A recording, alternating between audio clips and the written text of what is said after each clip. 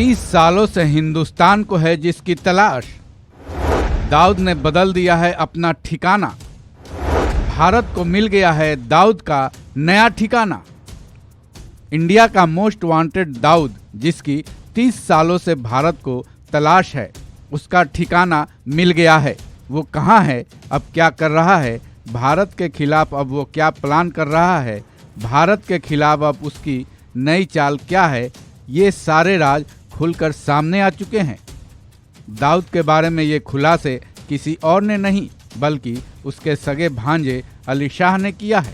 अली शाह के सामने उसकी बेगम महजबीन ने दाऊद के सारे राज खोले थे। तो चलिए इस वीडियो में जानते हैं वो सारे राज जो अली शाह ने NIA इन्वेस्टिगेशन के दौरान उगले थे। अली शाह का पूरा नाम अली शाह पारकर है। वो दाऊद की बहन हसीना पारकर का बेटा है।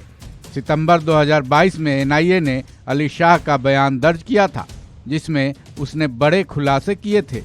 इस बयान के मुताबिक पाकिस्तान में दाऊद ने अब अपना ठिकाना बदल दिया है। वो पाकिस्तान का दामाद तो बन चुका ही है, पाकिस्तान में ही दाऊद ने अपना नया ठिकाना बनाया है। वो पाकिस्तान के डिफेंस एरिया में अब्दुल्ला गाजी बाबा दरगाह के पास रहीम फाकी के यहाँ है।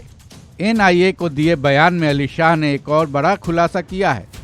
उसके मुताबिक उसकी मुलाकात दाऊद की पहली बीवी महजबीन से जुलाई 2022 में हुई थी।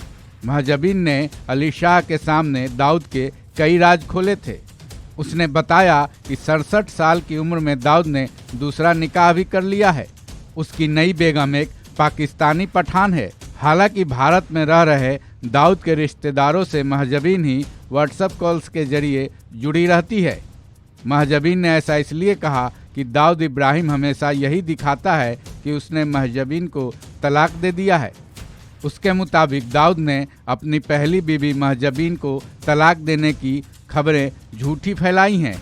इसका मतलब ये हुआ कि भारत की सुरक्षा और जांच एजेंसियों को अब दाऊद के नए ठिकाने का पता है।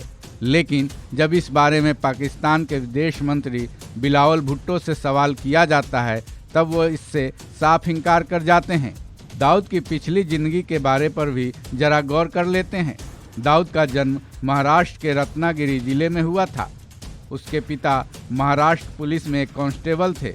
आगे चलकर दाऊद का परिवार मुंबई के डोंगरी में रहने लगा था। 70 के दशक में दाऊद ने अपराध की दुनिया में कदम रखा था। धीरे धीरे वो फेमस होता गया। फिर उसने अपना एक अलग गैंग बना लिया था।